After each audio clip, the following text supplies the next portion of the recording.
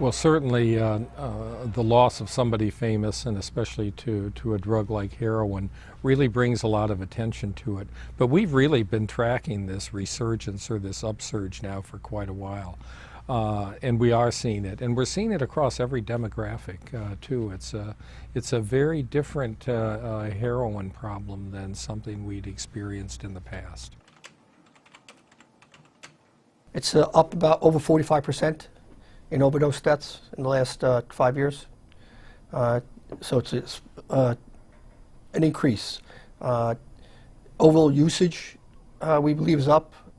It's been fueled by the abuse of prescription medications, Oxycontin, Roxycontin, Vicodin, which originally, is given for legitimate reasons, pain management by doctors. But unfortunately, some people have become addicted to it.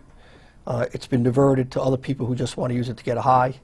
And unfortunately, they become addicted on these opiates. And when they can't get it anymore, they go to the street. And this heroin's plentiful, and it's cheap and potent in the street.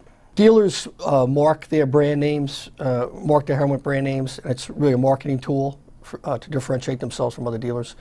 I don't think many people would be buying if it was laced with fentanyl. Dealers do it because it gives the user, the addict, euphoric rush, so to speak. But what they're doing is actually they're masking it. They could have heroin that may not be as good a quality as somebody else, but if they lace it with this fentanyl, it'll mask that the heroin is not as strong as it could be. But it's very dangerous. It's too powerful to be played with, and they're not putting the right amounts in it. No amount is the right amount, but they're mixing it. It's a deadly combination.